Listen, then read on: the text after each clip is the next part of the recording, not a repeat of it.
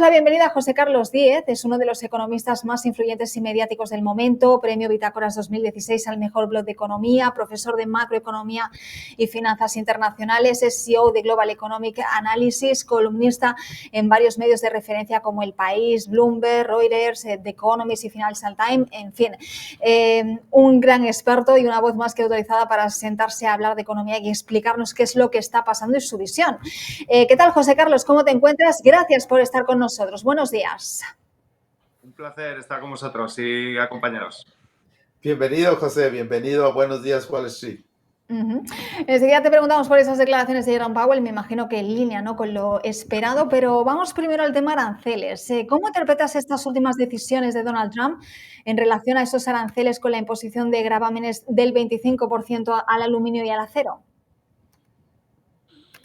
Bueno, hombre, vosotros estáis allí, tenéis más información que yo, pero desde aquí yo lo interpreto como una decisión política. Él ha hecho campaña electoral con eso, ha ganado las elecciones en los estados bisagra, que eran estados del cinturón industrial del este, y bueno, se lo debe a sus votantes, ¿no? Es verdad que para los economistas no es muy beneficioso para la economía y para sus votantes lo que va a hacer, pero entiendo que la gente lo valore bien y que le ha votado y lo tiene que cumplir, ¿no? Es un poco la contradicción entre lo que recomendamos los economistas, que hace perder elecciones, y lo que hacen los políticos populistas para ganar, ¿no? Pues eso es lo que está pasando en Estados Unidos.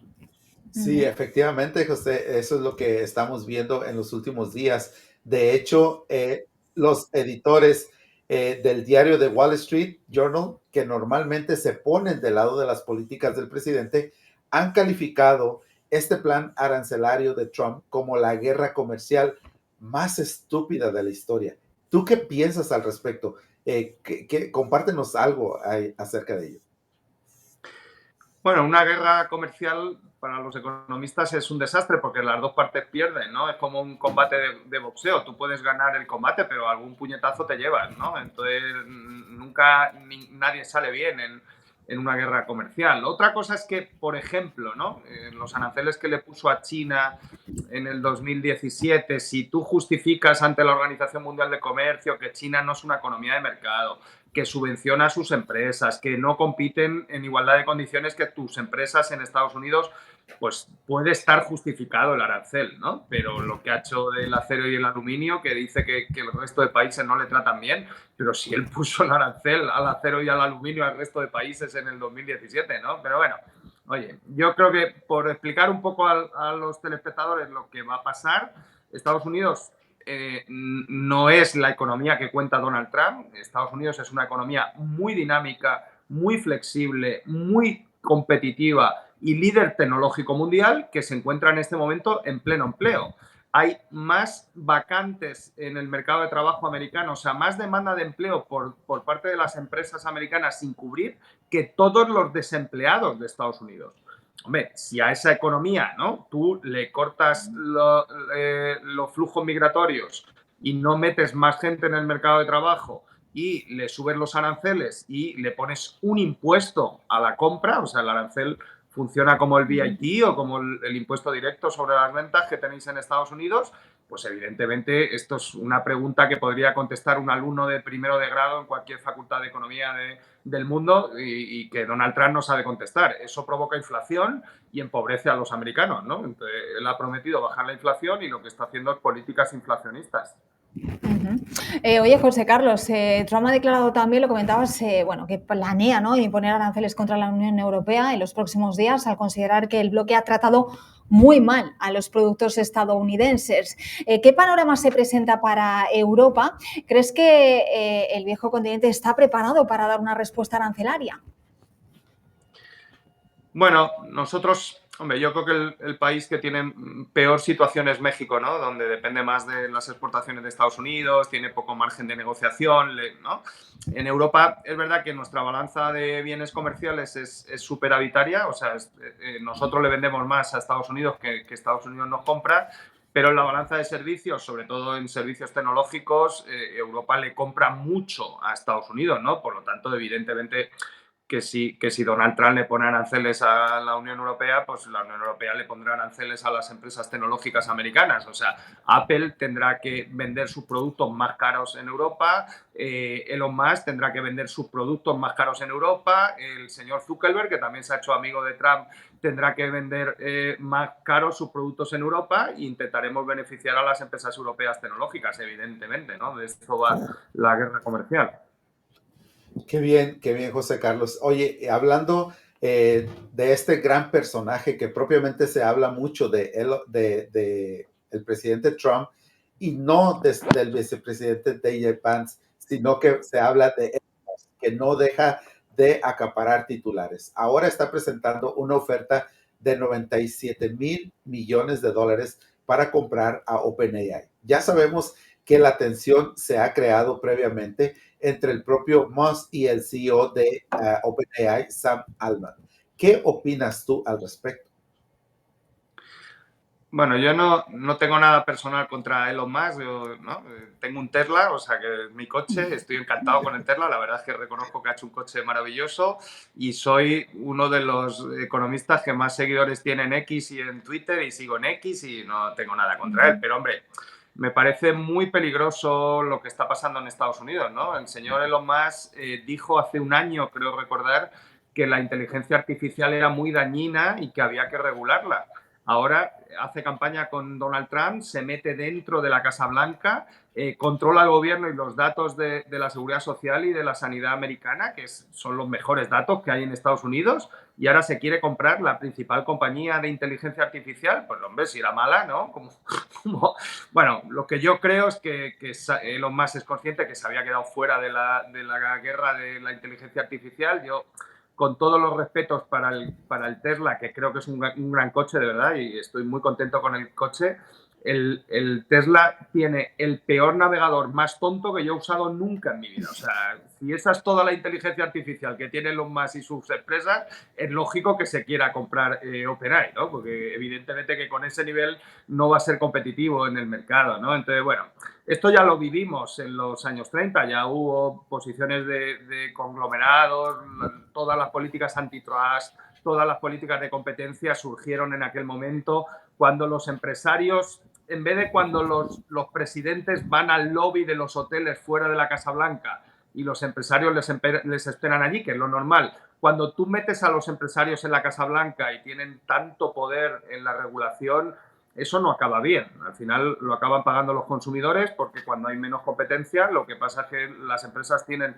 más poder de fijación de precios y otra vez vuelve a haber más inflación y más empobrecimiento de los votantes americanos. Y esa injerencia, ¿no?, que comentabas antes de Elon Musk dentro de lo que es el gobierno, ¿no?, con la formación de este Doge, para recortar esas cantidades multimillonarias, ¿no?, que según Donald Trump responden a fraudes y abusos. ¿Se le está otorgando demasiado poder al dueño de Tesla? ¿Crees que esto puede ser perjudicial? Ya se ve con buenos y con malos ojos también aquí en Estados Unidos, pero no sé cómo se ve desde fuera el hecho de que un multimillonario como es Elon Musk tenga esa injerencia en el gobierno y sea el encargado de hacer frente a uno de los grandes problemas de este país, ¿no?, que es recortar, ¿no?, ese déficit. Bueno, hombre, desde Europa se ve muy mal, pero bueno, Europa tampoco es un sitio muy recomendable, ¿no? Porque tampoco es que seamos muy competitivos, ¿no? Pero sí, se está viendo muy mal la posición de Elon Musk. Pero bueno, yo intento no contaminarme de eso. A ver, Elon Musk, por ejemplo, la empresa Tesla, ha pagado 0 euros en el impuesto de sociedades y de beneficios, ¿no? 0 euros. O sea, el contribuyente americano todavía no se ha beneficiado en nada de los beneficios de Tesla, ¿no? Elon Musk ha recibido del gobierno de los Estados Unidos y de dinero de los contribuyentes americanos desde el año 2016 que Donald Trump ganó las elecciones 16.000 millones de dólares. O sea, 16 billones de dólares en subvenciones, donaciones, ayudas y ha pagado 0 en impuestos. Hombre, claro, el otro día que vi un tuit suyo diciendo la reforma fiscal es urgente. Hombre, claro, porque seguramente que le toca pagar ya impuestos de sociedades y no quiere pagar, ¿no? Bueno, no sé, yo creo que de verdad, cuando uno va a la política tiene que ir a pensar en el bien común y no a pensar en su beneficio personal, ¿no? Si ahora ya ha privatizado la NASA y se ha quedado con todo el sector aeroespacial de Estados Unidos, ¿no? Prácticamente lo opera él. Y si ahora que quiere privatizar la Reserva Federal y quitar el dólar digital y dárselo a una empresa privada, que sería para Elon Musk, pues hombre, esto ya lo hemos vivido también, ¿no? Las finanzas modernas se inventaron aquí en España, en Castilla, y empezaron con monopolios naturales, ¿sabes? Entonces, hombre, si vamos a volver al siglo XIII o al siglo XVI o al siglo XVII, pues hombre, yo no creo que sea lo que una economía tan competitiva y tan tecnológica como Estados Unidos necesita. Lo que necesita Estados Unidos es un sistema financiero más competitivo, con más competencia, donde las empresas americanas sigan disfrutando de buena financiación en capital y en deuda, y eso es la gran ventaja competitiva global de Estados Unidos, vuestro mercado de capitales. Si se lo va a entregar a Elon Musk, pues bueno, pues os empobreceréis y dejaréis de ser el líder tecnológico mundial.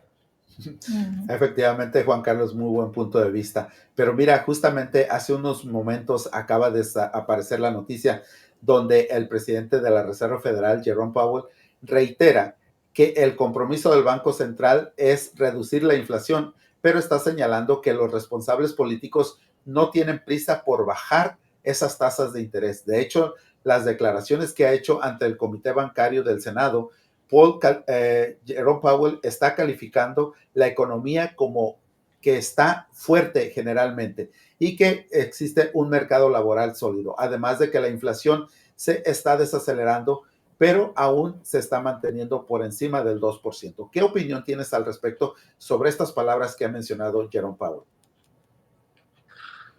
Pues hombre, otra vez volver a decir que lo que cuenta Donald Trump de la Reserva Federal no es cierto, ¿no? Ha acusado a la Reserva Federal de estar politizada y la Reserva Federal, como es lógico, ha tenido que gestionar la peor crisis energética y la peor crisis de inflación desde 1980 y lo ha hecho subiendo los tipos de interés con mucha intensidad, ¿no? Prácticamente desde cero a niveles del 5%, ¿no? Con Joe Biden en la Casa Blanca, ¿no? Eso frenó en seco la economía, afectó negativamente al empleo y seguramente ha tenido algo que ver, no todo, ¿no? Pero algo ha tenido que ver en la victoria de Donald Trump en las elecciones del pasado noviembre, ¿no? Por lo tanto, acusar a Jerome Powell y a la Reserva Federal de estar politizada cuando ha hecho la mayor subida de tipos de interés de los últimos 30 años, pues hombre, me parece que no es serio, ¿no? Me parece poco serio. Dos, ¿qué dice Jerome Powell? Pues lo que decimos todos los economistas que sabemos un poquito de macro y que tenemos de estabilidad de precios y de estabilidad financiera y de estabilidad macroeconómica. La economía americana está creciendo a niveles del 5% nominal y la Reserva Federal tiene los tipos al 4,5% y los tipos de largo plazo también están al 4,5%, tienen la curva totalmente plana y controlada. Han conseguido un milagro, que es estabilizar una crisis de inflación grave sin generar desempleo y una recesión en Estados Unidos. Yo creo que eso es un gran logro de la Reserva Federal y me parece muy valiente que Jerome Powell se plante ante Trump y no deje que el presidente decida la política monetaria, ¿no? ¿Qué pasa en los países donde los presidentes deciden la política monetaria y ponen al presidente del Banco Central? Pues eso es el caso de Venezuela, donde ha habido una hiperinflación, es el caso de Turquía, donde ha habido una inflación galopante del 70%, era el caso de Argentina, donde había, ¿no?, un gobernador controlado por los peronistas y ha habido una inflación del 300%.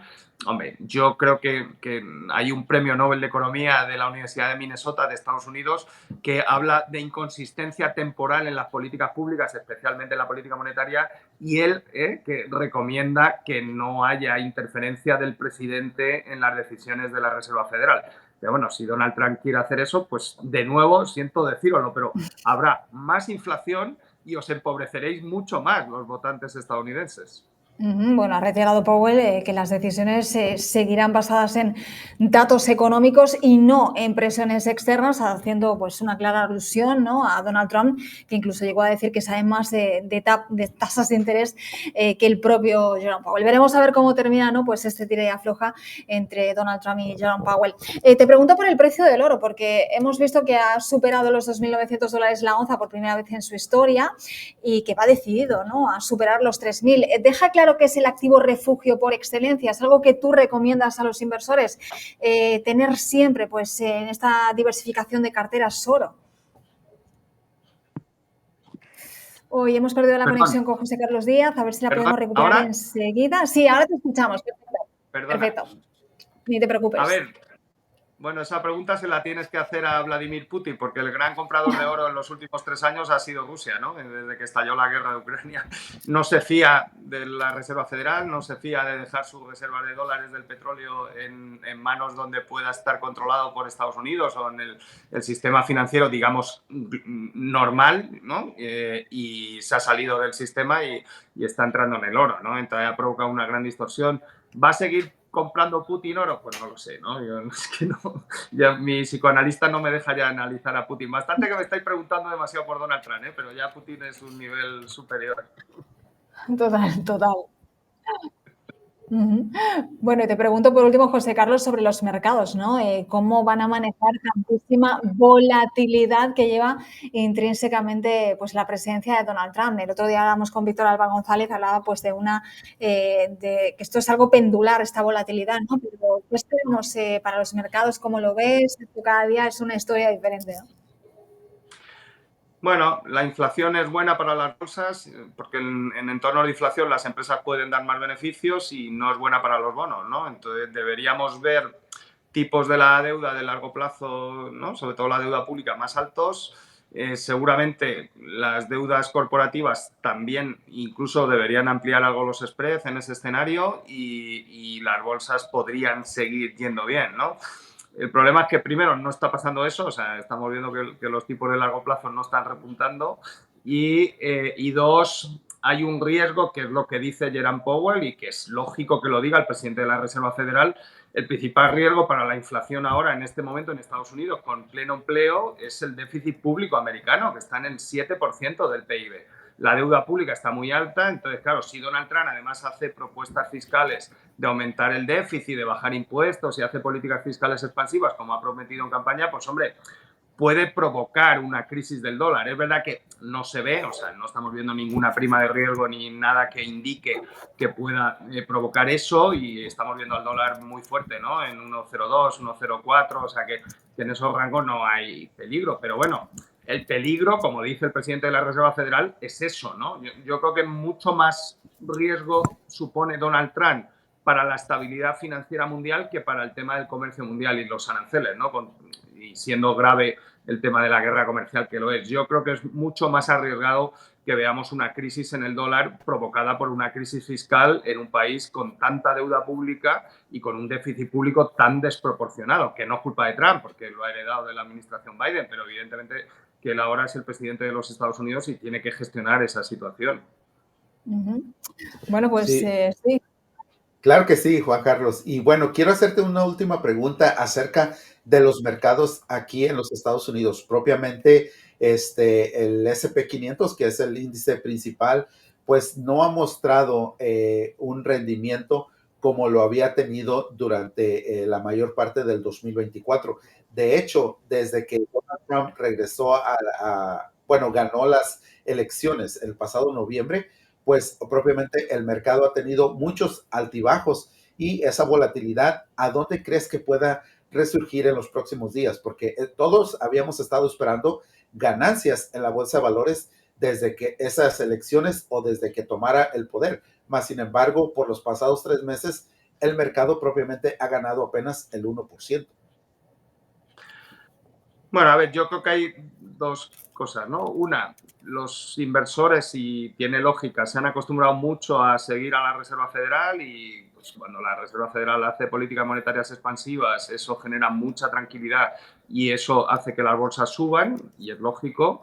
Y dos, la Reserva Federal ha dicho que no va a hacer política monetaria expansiva hasta que se aclare el escenario. Por lo tanto, eso tiene que afectar negativamente a la bolsa, ¿no? Eso tiene sentido. No provoca caídas, pero bueno, ¿no? Y dos, bueno, yo tampoco quiero asustar mucho a vuestros telespectadores, pero yo empiezo a ver cosas en el Nasdaq y en el sector tecnológico muy parecidas a las de antes de 2001, ¿no? Y yo estaba en la universidad entonces estudiando el doctorado, estudiaba ya finanzas y hacían análisis de ese tipo y, hombre, ¿no? Por ejemplo, el comportamiento que ha tenido una empresa como Nvidia y la subida tan fulgurante, ¿no? Y, bueno, que 7 empresas valgan más que todas las bolsas del resto del mundo, pues, hombre, yo creo que está un poco sobrevalorada la tecnología en Estados Unidos, respetando que creo que sois los líderes tecnológicos mundiales y que lo vais a ser por un tiempo prolongado, pero una cosa es que haya liderazgo tecnológico y otra es que la valoración descuente los beneficios de los próximos 2000 años, ¿no? Hombre,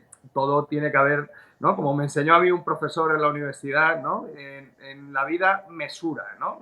Que nada sea exagerado, ¿no? Yo creo que el Nasdaq está un poquito exagerado, entonces si ajusta un poco no sería malo para la economía americana. Yo creo que volver a ciertos ratios de normalidad sería bueno.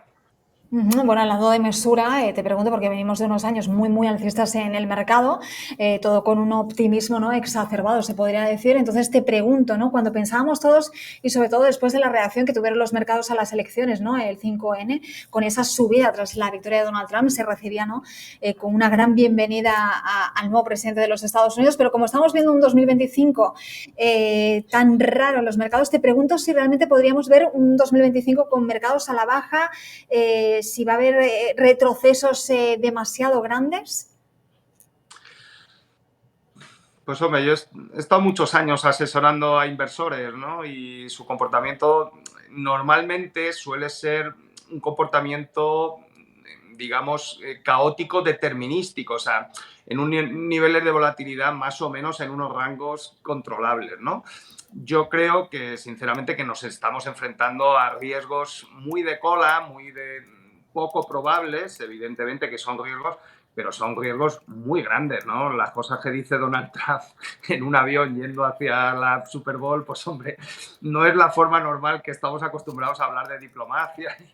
Empezamos a ver cosas que pueden... Entonces, claro, siempre te dice, ¿no? Porque el cerebro humano tiene la disonancia cognitiva y cuando hay un conflicto entre la realidad y sus intereses, ¿no? Los inversores siempre me dicen, bueno, pero eso no va a pasar, es una estrategia de negociación, nunca va a haber un accidente, ya, pero cuando tú estudias la historia, sí hay accidentes, ¿no? Entonces, hombre, no sé, estamos en un momento donde es muy difícil tener un escenario claro. Yo sería prudente en mis carteras y no asumiría riesgos y, bueno, si estás en renta variable hay que estar en empresas que entiendas, como dice Warren Buffett, que sepa de dónde ganan el dinero, por qué los clientes les pagan, cuáles son sus modelos de negocio, por ejemplo, con todos los respetos, ¿no? Si DeepSeek, ¿no?, que ha hecho un gran avance abaratando mucho los costes de entrenamiento de chatbot, yo estoy en una empresa como inversor de inteligencia artificial.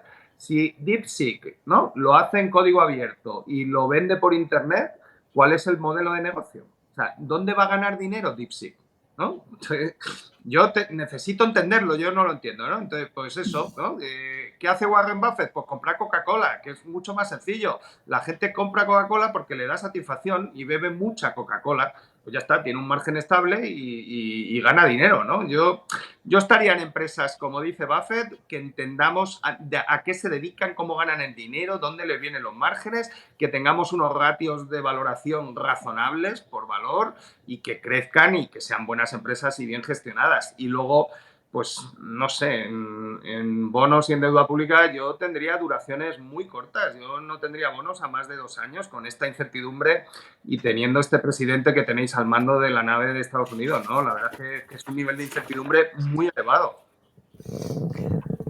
La verdad que sí. No sé si te sumas a la tendencia del Bitcoin o no, porque como ya has mencionado un poquito por dónde pueden ir los tiros en una cartera, no sé si te sumas también al activo digital o no. Bueno, claro, pero bueno, yo tengo algo de dinero en Bitcoin, ¿no? Pero si el presidente de Estados Unidos y Elon Musk han dicho que le van a dar la misma garantía a los criptoactivos que al seguro de depósitos y a tener dinero en los bancos, pues hombre, claro, ¿qué van a hacer los criptoactivos? Por dar palmas, ¿no? Claro, es que no sé, yo veo demasiada modernidad. A lo mejor es que estoy muy convencional yo, ¿no? Y tengo que irme a vivir al Silicon Valley. Bueno, tienes un Tesla, así que tampoco eres tan convencional, ¿eh? Tienes un Tesla, Carlos. Qué bien, Carlos, qué bien. Bueno, pues Anita, ¿algo más para Carlos? No, simplemente ¿dónde te seguimos? Para todos aquellos que hayan visto la entrevista, que quieran conocerte un poquito más, que quieran saber de lo que aconsejas, lo que comentas, ¿dónde te podemos encontrar? Bueno, pues tienen mi blog si se quieren suscribir y luego en redes, ¿no? Principalmente en X, que soy José C10 y nada, un placer y encantado, ¿eh? Cuando queráis volvemos a repetir, que me ha encantado la entrevista. Bueno, pues como aquí van a pasar muchas cosas, desde ya las están pasando todos los días aquí, estamos con noticias de última hora, con lo que dice Trump, con lo que... Así que vamos a tener trabajo y te invitaremos, por supuesto, porque ha sido un placer la charla. Nada, el placer ha sido mío. Gracias.